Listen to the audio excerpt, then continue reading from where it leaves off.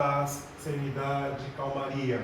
Só que a gente também se esquece que esse momento talvez demore muito a chegar. Então as construções para a calmaria, a paz, o refazimento espiritual possa ter essa proximidade no hoje. Então a gente precisa ter essa construção no hoje.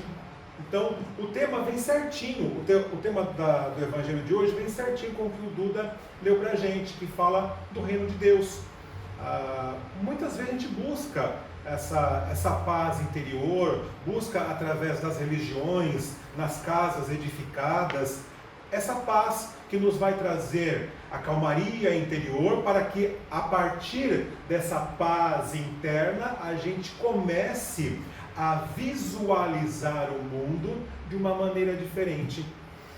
E essa busca, essa paz, para que essa visão aconteça, ela se dá através do tempo e através da nossa maturidade espiritual. Não necessariamente ela acompanha a idade cronológica, mas a maturidade espiritual às vezes já nasce com o espírito velho, que tem lá 5 anos e tem muito mais madurez espiritual do que a gente que já passa dos 32. Então veja, quando a gente começa a refletir um pouco a respeito dessa construção do reino de Deus dentro de nós, a gente começa a perceber que temos essa dificuldade sim, temos. Tem um passo a passo para a conquista do reino. E esse passo a passo quem dá é Jesus. Jesus que dá para nós esse passo a passo, através da sua vivência, através da aceitação do fardo, através das bem-aventuranças, onde Ele mostra para nós que o sofrimento é necessário, é momentâneo e vai passar. Independente de como a gente passa, a gente vai ser bem-aventurado. Ele fala para nós das várias possibilidades de amar o próximo, oferecer a outra face, perdoar várias e várias vezes, aceitar o fardo, observar a lei dele, que é simples observar, é só segui-lo. E a gente ainda, não vamos falar que duvida, a gente ainda bate cabeça. A gente ainda, muitas vezes, é renitente no erro. E essa conquista, essa busca desse reino, requer o que de nós? Sacrifício. Fernando, mas sacrifício? Como assim sacrifício? Imagine só, hoje eu estava vindo para cá, né? Eu peguei um pouco de trânsito, vim, tranquilo, eu sabia que ia chegar, porque eu confiei no Maps, o Maps falava que estava dando, para chegar aqui, eu chegaria com uma folga de 13 minutos, falei, tá bom, veio um pouquinho mais, um pouquinho menos, não sei, mas eu vim. Agora imagine quem teve o labor do dia. Eu trabalhei durante o dia, foi tranquilo, meu dia foi tranquilo e sereno. Então eu consegui vir aqui com calma e serenidade. Mas tem dias que para a gente chegar até a casa, para a gente se alimentar desse pão espiritual que paira sobre as nossas cabeças, que nos traz paz, serenidade e abre as nossas mentes, nossos corações para recebermos o Evangelho, a gente passa um dia trabalhoso, um dia pesado, que a gente vem arrastado, ou às vezes acaba assim, não vou no centro porque eu estou tão cansado hoje, eu não vou na casa, qualquer segmento religioso porque eu estou tão cansado, porque o trabalho às vezes toma conta da gente. Mas eu não trabalhei fora, mas trabalhei em casa, trabalhei muito mais em casa do que fora, eu não vou porque eu estou cansado, estou cansada. A gente acaba deixando um pouquinho para depois. Só que às vezes a construção desse reino, a busca desse reino, ou melhor, a manutenção desse reino requer de nós um pouquinho de sacrifício. Tem uma passagem do Evangelho que fala o sacrifício mais agradável a Deus. Qual que é o mais sacrifício agradável? Aquele que você vem para cumprir tabela, aquele que você oferta a sua dádiva no altar, como fazia antigamente, ou é a mudança interior? É a construção do reino de Deus dentro dos nossos corações? Qual que é o sacrifício mais agradável?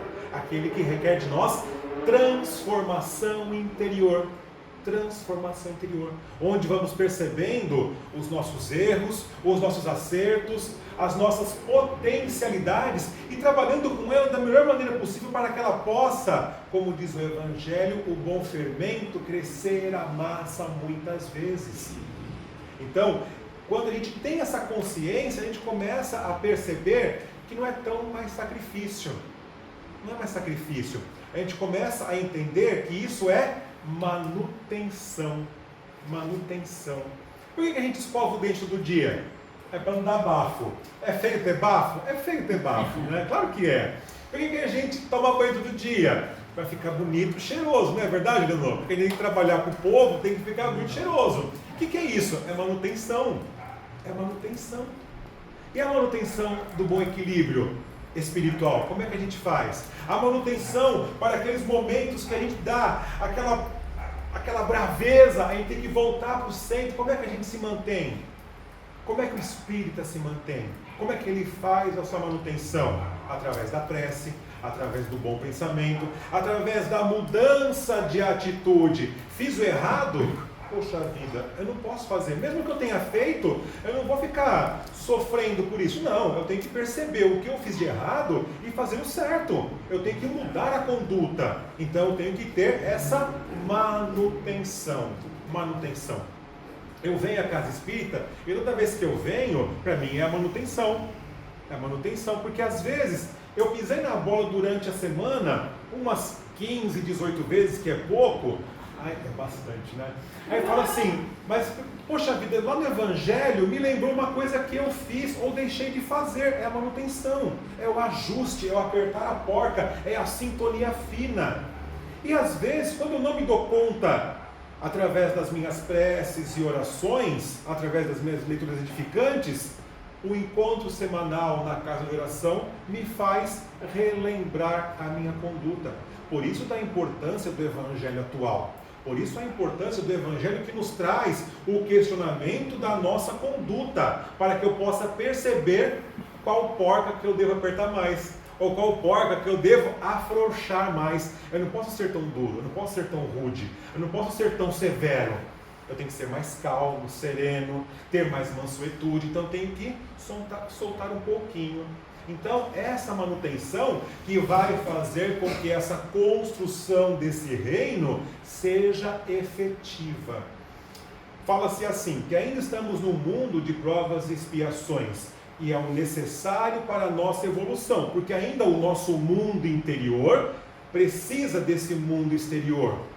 Mas também a doutrina espírita fala para nós que o nosso mundo interior está mudando. Ele está mudando para regeneração. Estamos espíritos mais evoluídos. A gente não consegue às vezes perceber nessa encarnação, porque a gente é muito novo ainda. Quando a gente é muito novo, a gente não consegue perceber o que a gente fez. Mas se a gente tivesse a possibilidade no dia de hoje de ter, como diz André Luiz, aquela tela mental, olha que bonito isso, já pensou todo mundo lá no nosso lar? Vamos pegar a tela mental, pegar o notebook lá do André Luiz, abriu, aí apareceu aquela tela. O que nós fizemos nessa encarnação? Não, nessa encarnação eu não quero ver, deixa para a próxima. Vamos ver da outra encarnação. Eu fui tudo isso? Eu fiz tudo isso? Dá vergonha às vezes. É por isso que chega para nós o véu do esquecimento, como diz Allan Kardec. Para a gente não lembrar do que fez e a partir dos nossos instintos, das nossas condutas, do insuflar ao bem, é que a gente vai aprimorando, ajustando as porcas sem ter noção do equivocado que fizemos ou deixamos de fazer o bem.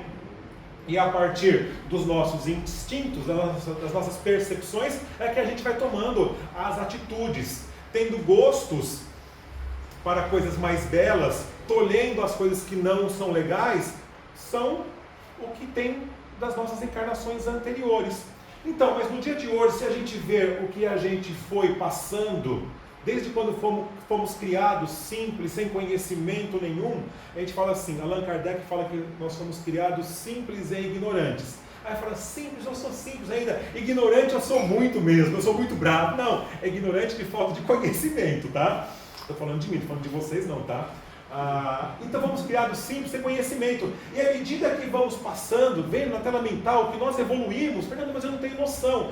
Peguemos então a literatura espírita, que mostra para nós o processo de evolução dos espíritos, que mostram que eles foram mais truculentos, mais embrutecidos, fizeram coisas erradas, ceifaram vidas, torceram mais para Barrabás do que para Jesus, e foram chegando, até o dia de hoje, onde a aceitação de Jesus é mais natural.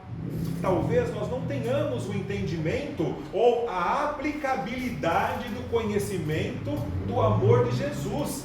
Porque fala assim, eu não perdoo. Eu não perdoo de maneira nenhuma. Porque ele fez isso, aquilo, aquele outro. Quanto tempo faz? 50 anos. Quem está sofrendo? Somos nós. Somos nós. Mas à medida que a gente vai se purificando, se modificando, essa aplicabilidade do conhecimento de Jesus, ela vai sendo melhorada, ela vai sendo aprimorada. Talvez eu não consiga perdoar, mas para algumas tantas outras eu consigo oferecer a outra face. Eu deixei de olhar no olho do outro e ver aquele cisquinho que tem no olho dele, que parecia uma coisa grandiosa, onde os defeitos dele eram muito maiores do que eram na realidade, porque eu me espelhava nele. Então a aplicabilidade do conhecimento de Jesus, nesse dia a dia, vai nos fazendo pessoas melhores. E se a gente ver, mais uma vez, no dia de hoje, a gente é uma pessoa melhorada. Claro que é, não tenho dúvida, mesmo que ainda tenha alguma coisinha para melhorar. Porque se a gente tivesse 100% bom e fosse missão, a gente ia indo embora já, a gente é desencarnado. Olha que duro falar isso. Mas assim, se a gente tivesse realmente feito tudo, absolutamente tudo o que tivesse de resgate das encarnações anteriores, e não faltasse mais nada de débito, nós seríamos missão. Então, eu, Fernando, estaria fazendo coisas grandiosas, vultuosas, com muita propriedade. Não, eu tenho que bater cabeça. Eu tenho certeza disso. Eu tenho que bater cabeça. Então, eu sou tarefa ainda. Eu sou tarefa. Eu não sou missão. Então, na tarefa que me cabe, é o meu aprimoramento. E, na medida do possível, do meu entendimento, auxiliar aqueles que estão próximos. Talvez eu não consiga fazer ainda. Vou ter que voltar tantas e tantas vezes mais. Mas eu estou tentando. E nessa tentativa, que a aplicabilidade do conhecimento de Jesus, ela fica mais próximo de nós, e essa construção do reino de Deus parece, ou melhor, ela é mais efetiva, ela parece ser mais fácil, porque a aceitação é melhor. Então, o texto fala para nós da seguinte maneira, eu vou ler para vocês.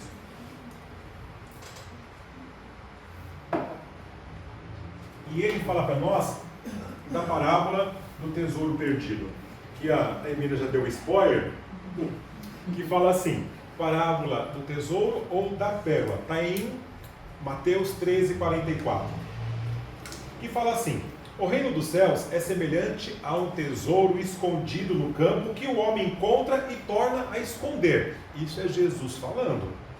E na sua alegria, vai e vende tudo o quanto possui e compra aquele campo. Novamente, o reino dos céus é semelhante ao homem negociante que procura boas pérolas.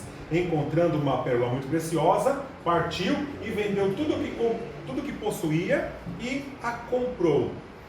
O texto fala assim, olha só, é um tesouro escondido no campo que um homem encontra e torna a esconder. Não é egoísmo fazer isso? O cara achou, é tão maravilhoso que ele esconde, ele quer só para ele. Mas, se nós pegarmos o que diz Jesus aqui, é tão importante para ele que ele vende tudo e compra aquele terreno onde está aquilo que é importante. Ele tem o desprendimento de tudo o que ele tinha. E aparentemente tudo que ele tinha era muito. A gente se desprende muitas vezes em busca do reino de Deus. A gente realmente se desprende de tudo que nos apega à matéria para o reino de Deus. A Emília falou do bazar. Olha o exemplo mais próximo que nós temos. Falou do bazar. É gostoso estar no bazar? Eu gosto de comprar cacareco no bazar. Cacareco é modo de dizer, são coisas que ninguém usa mais, mas é que o olhar, às vezes, nossa, isso cabe certinho lá em casa. Eu gosto de coisa antiga. E a minha mãe está aqui hoje, coisa antiga. Ela vai me xingando daqui até Vargem agora. Não, mãe, não vai não, tô brincando. Não, ela falou assim, eu gosto de comprar de coisa antiga. Uma vez eu comprei um negocinho no bazar que era do Peru, era um potezinho que alguém deve ter comprado e vendeu no bazar. Ou doou, sei lá, eu comprei, adoro comprar essas coisas. Né? O que eu fiz? Eu fui no bazar do Vida ele estava assim, ó. Eu fiz assim, ó. Eu coloquei lá atrás assim, ó. Pra ninguém ver. Mas dava pra ver, mas estava escondido. Era a pérola oculta. Aí eu falei, nossa, eu fiz isso. Mas olha só a atualidade do Evangelho. Na hora veio a cobrança. Na hora veio a cobrança. O bazar era para todos. O bazar era para todos. Então o que eu fiz? Coloquei aqui. Passou um tempinho, eu estava lá no mesmo lugar. Comprei. Não fiquei uma semana. Eu dei para o professor Alex. Porque ele foi para o Peru, gostou da viagem. Falei, Alex, tem isso daqui. Ó. Ele gostava, ele toca aquela flauta. Aquela flauta pan. Eu dei para ele. E eu achei tão legal porque, olha, eu comprei, escondi, desescondi, comprei e dei para ele. Olha só a importância. Foi bom para mim? De reflexão? Foi. Dá vergonha de falar? Hoje não dá mais. Se eu tivesse falado no dia que eu fiz isso, dava vergonha. Mas a maturidade mostra para nós que nós vamos evoluindo, vamos mudando. E temos que compartilhar. É importante isso. Então, voltando aqui ao texto, fala que o homem vendeu tudo que tinha para comprar aquilo que ele achou que era importante. Se nós temos o que é muito importante, qual que é a nossa obrigação? É guardar? Sim, é guardar. Guardar, trabalhar e depois compartilhar. De que vale uma pérola guardada? A pérola guardada, ela não estraga? Ela fica opaca. Ela perde brilho, porque é uma coisa natural. Algumas pérolas ficam até manchadas, porque elas precisam da luz para reluzir. Se nós temos o reino de Deus dentro de nós, porque Jesus fala, onde está o reino de Deus? Perguntam, ele fala assim, ó, não está aqui e nem acolá. Não dá para ser buscado, porque o reino de Deus está dentro de vós. Ele fala isso para nós. Olha a assertiva do nosso mestre Jesus.